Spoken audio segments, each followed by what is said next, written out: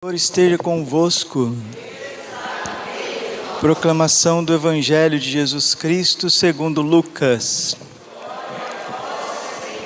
Naquele tempo, Jesus convocou os 12, deu-lhes poder e autoridade sobre todos os demônios para curar doenças. Enviou-os a proclamar o reino de Deus e a curar os enfermos. E disse-lhes: não leveis nada para o caminho, nem cajado, nem sacola, nem pão, nem dinheiro, nem mesmo 2 túnicas. Em qualquer casa onde entrardes, ficai aí, e daí é que partireis de novo.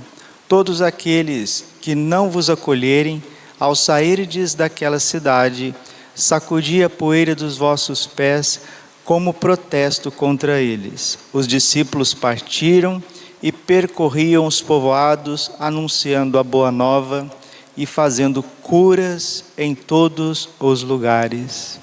Palavra da salvação. Ave Maria, cheia de graça, o Senhor é convosco. Bendita sois vós entre as mulheres, bendito o fruto do vosso ventre, Jesus.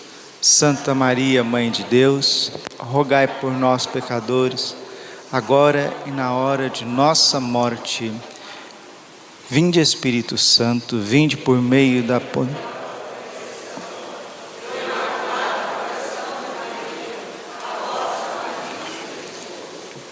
Jesus, manso e humilde de coração, a igreja celebra a memória de São Pio de Pietrelcina. Pietrelcina é o nome da cidade que ele nasceu. Nasceu dia 25 de maio de 1887, em Pietrelcina, na Itália. Ele morreu em 1968, em San Giovanni Rotondo, onde viveu por mais de 50 anos, carregando os estigmas de nosso Senhor Jesus Cristo. Padre Pio é o primeiro e o único sacerdote estigmatizado na história da Igreja. Foi canonizado pelo Papa João Paulo II em 2002. Também já tinha sido beatificado pelo próprio Papa João Paulo II em 1999. O Papa Bento XVI disse que o Padre Pio é uma destas almas que Deus envia na terra de séculos em séculos. E por que o Padre Pio veio a este mundo justamente no século XX? Veio exercer o seu ministério no século XX, século de 2 guerras mundiais, de tantas ideologias, onde o ser humano vai perdendo a fé na transcendência. Não somente os cristãos vão perdendo a fé em Jesus Cristo, mas a humanidade vai dissolvendo no materialismo. Deus manda um padre imerso no sobrenatural. Carregava no seu corpo as chagas de Jesus, os estigmas de Jesus nas suas mãos, nos seus pés, no seu lado. Francesco Forgione, esse é o nome do Padre Pio. Seu pai Grázio, sua mãe Maria, batizou como Francesco, porque ele seria um grande filho de São Francisco de Assis. Entrou para os capuchinhos com 15 anos de idade. Em 1910, foi ordenado sacerdote no dia 10 de agosto. E por conta de uma enfermidade, precisou ficar em Pietrelcina, ficar em casa. Era muito enfermo. Então ele exerceu os 6 primeiros anos do seu ministério sacerdotal, não no convento em São Giovanni Rotondo, mas assim com a sua família, junto à sua família, atendendo na sua cidade natal. Padre Pio, desde pequenininho, desde criança, ele via Jesus Cristo, conversava com Jesus, Nossa Senhora e o seu anjo da guarda. Desde menino, rezava fervorosamente a Virgem, do qual era totalmente devoto e apaixonado. Padre Pio sempre desejou ser frade, porque ele achava bonito a barba dos franciscanos, coisa de criança. Mas o amor dele, o coração dele cheio de amor por Jesus e pelas almas, vai fazer com que ele lute verdadeiramente face a face com o demônio durante 50 anos, carregando os estigmas, lutando contra o demônio, apanhando do demônio pela salvação das almas. Um dia um jovem disse: padre, dá-me uma palavra, eu vim de tão longe para confessar com o Senhor e eu já preciso ir embora. Padre Pio olhou para ele fulminante e disse: salva a tua alma. As pessoas perguntavam as coisas assim para ele de súbito, e ele sempre respondia algo que ficou e ficará pelos séculos. Um dia, uma filha espiritual disse a ele: padre, como que o senhor consegue rezar tantos terços? Padre Pio foi um apóstolo do rosário. Nunca ninguém rezou tanto terço como o Padre Pio. Era um terço atrás do outro, um rosário atrás do outro. Todos os dias, na sua regra de vida, 5 rosários. 5. 3 para cada chaga de Jesus. Ou seja, eram 15 terços na sua regra de vida. Mas alguns dizem que ele chegava a rezar até 100 terços por dia, porque enquanto estava confessando, estava desfiando as contas do rosário. Como que o senhor consegue rezar tantos terços?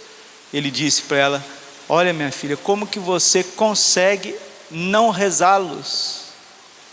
Como que um católico consegue não rezar terço? Meu Deus, como que um católico não pega ali o rosário e começa a passar conta a conta? Padre Pio não entendia isso. Porque será realmente que as pessoas são católicas? Será que as pessoas são católicas? Padre Pio veio para despertar os católicos. Por isso que a cada 10 confissões que ele atendia,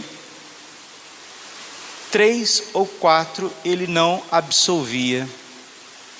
40% das confissões do Padre Pio ele mandava a pessoa voltar, mandava embora, e não era compreendido por isso. As pessoas achavam que ele era muito ríspido, que ele era muito bravo. Ele sabia a luta que ele estava travando, inclusive no seu temperamento colérico italiano, mas com muito amor ele ia pagar o preço dessas almas que voltavam arrependidas, voltavam convertidas. Um dia um jovem disse para ele também: padre, o que o senhor sente nas suas santas chagas? Ele não gostava de falar sobre isso. Ele diz assim: pegue um prego, atravesse na sua mão e fica girando de um lado para o outro. É isso que eu sofro todos os dias.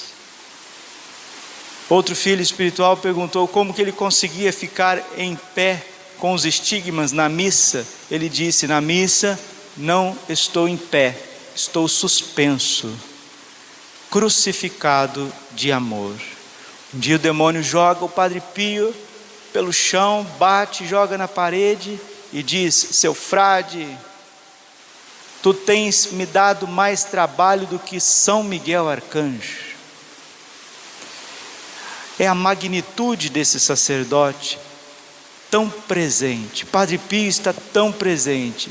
Tanto é que a maioria das pessoas não chama ele nem de São Pio de Pietrelcina. A gente chama carinhosamente de Padre Pio, porque ele mesmo disse: ficarei na porta do paraíso até que entre o último dos meus filhos. A presença dele é muito forte na igreja, nas nossas vidas. É o santo que mais realiza prodígios, milagres. Os estudiosos dizem: é o santo do 3º milênio. E o Padre Pio quer entrar na sua vida, assim como ele entrou na vida de milhões, porque estima-se mais de 1 milhão de pessoas que passou pelo confessionário de Santo Padre Pio. Um homem apaixonado pela igreja, doado às almas, o sacerdote estigmatizado, com dons maravilhosos, carismas extraordinários, que fazia com que o seu ministério ficasse cada vez mais fecundo. Padre Pio também tinha o dom da bilocação, foi visto várias vezes em outros países, em vários lugares da Itália, sem jamais sair do seu convento. Dom de bilocação, graça, uma graça estupenda, um carisma extraordinário, belíssimo de Deus. Padre Pio chegou a ser coroado de espinhos também, emanava das suas costas, na Santa Missa, a flagelação do Senhor, crucificado com Cristo. Isso é o sacerdote, um homem crucificado, um homem identificado com Jesus Cristo. Jesus quis dar ao Padre Pio os estigmas visíveis, mas todos os sacerdotes carregam no seu corpo, na sua vida, os estigmas invisíveis de Jesus. Todo sacerdote, qualquer sacerdote validamente ordenado pela Santa Igreja Católica também é um estigmatizado de amor, na alma, no coração. E ele precisa levar esse mistério, esses estigmas de amor para o altar e para o confessionário. A vida do Padre Pio se passava entre o altar e o confessionário. E quando estava na sua cadeirinha, descansando um pouco, estava rezando rosários e mais rosários. Um grande defensor das aparições de Nossa Senhora em São Sebastião do Garabandal.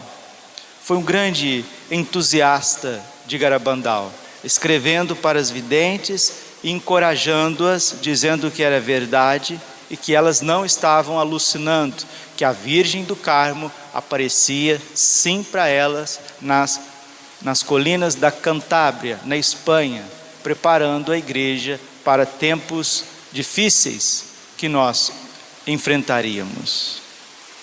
Padre Pio, um grande profeta, Jesus mostrou graças e mais graças para ele. Jesus mostrou a igreja depois do triunfo do coração imaculado de Maria. Antes disso, o Padre Pio também recebeu e ele escreveu, está documentado, Jesus falando com ele a respeito dos 3 dias de trevas, que a humanidade passará, que a humanidade precisa preparar para a purificação deste mundo. E é ele mesmo quem diz. O Padre diz a respeito dos 3 dias de trevas. Um grande profeta, o Santo Padre Pio. Como que ele era dotado do dom da profecia? Jesus falava com ele e disse assim: a hora da minha vinda está próxima. Um castigo espantoso dará testemunho do meu poder. Aqueles que esperarem em mim e crerem em minhas palavras não deverão ter medo, porque eu não os abandonarei, tampouco se propagarem a minha mensagem. Aqueles que estiverem em estado de graça, buscarem a proteção em minha mãe, não sofrerão prejuízo algum. A noite será muito fria, rugirá o vento, pouco depois ouvireis trovoadas. Deveis trancar as portas e janelas e não falar com ninguém que estiver do lado de fora da vossa casa. É Jesus falando para ele. Ajoelhai-vos diante de um crucifixo, arrependei-vos dos vossos pecados, pedindo a proteção de minha mãe. Não olheis para fora durante o terremoto. Furacões de fogo se formarão nas nuvens, estendendo tempestades por toda a terra. Virá uma chuva de fogo sem interrupção. O vento trará gases venenosos que se espalharão por toda a terra. Mas em 3 noites terminarão os terremotos e no dia seguinte brilhará o sol. Os anjos do céu virão trazendo para a terra o espírito da paz e de uma imensa gratidão transbordará naqueles que sobreviverem a este terrível juízo de Deus. Recebeu muitas profecias em relação à igreja e o mundo. Celebremos a memória de Santo Padre Pio de Pietrelcina, o estigmatizado do Monte Gargano, e peçamos também um amor profundo por nosso Senhor Jesus Cristo, a Divina Eucaristia, Santa Missa, a confissão frequente que Ele sempre ensinou, confissão até toda semana, para sempre comungar bem, rezar o rosário, amar os pobres. Ele era pobre, viveu pobre, desapegado, e a Divina Providência levou Padre Pio sem nenhum recurso próprio, sem nenhum recurso de internet, sem nenhum recurso de comunicação, a não ser suas cartas e o seu amor, arrecadar benfeitores para construir a casa do alívio do sofrimento. Sofrimento de milhares, milhões de pessoas que eram afetadas naquele momento pelas guerras mundiais que assolavam a Europa. Padre Pio doava o que não tinha aos pobres, sensibilíssimo com os pequenos, com os sofredores, porque ele mesmo era um homem crucificado. Ele dizia que quando Deus elege uma alma, tem predileção por uma alma e quer conduzi-la num caminho de amor, Ele marca esta alma com a cruz. A cruz é uma predileção que Deus tem pelas almas que lhe são caras. Por isso que Ele sofreu tanto, com alegria, porque o sofrimento do cristão, o sofrimento do batizado, do sacerdote, é um sofrimento redentor, um sofrimento que traz vida, traz esperança. É como o grão que cai na terra, morre, sofre, desaparece, mas nasce uma árvore frondosa. Padre Pio, esta árvore frondosa que embeleza e protege a igreja nesses tempos. Que Ele celebre conosco esta Santa Missa, que Ele nos ensine a mergulhar na paixão de Jesus. O centro da vida do Padre Pio era a liturgia. Sua missa durava 3 horas. E um dia perguntaram para ele: por que demora tanto? Tem que fazer a missa em 40 minutos. Por acaso no Calvário tinha relógio? Não era o Padre Pio que celebrava a missa, é Jesus que celebra a missa. Toda missa é o Senhor que celebra, único e eterno sacerdote. Participar da missa com amor, com fé, com devoção, é ser curado dos vícios, das pragas, das mentiras, das maldições, das tentações, das provações. A Santa Missa esmaga o império das trevas, abre para nós a porta do céu. Tocamos o coração eucarístico de Jesus, o Pai se debruça sobre nós, o Espírito Santo na missa batiza verdadeiramente cada católico com a assunção, com seu amor. Nossa Senhora nos sustenta. O que é a Santa Missa? Santo Padre Pio dizia: se os homens soubessem o valor de uma única Santa Missa, era preciso chamar os exércitos para conter as multidões.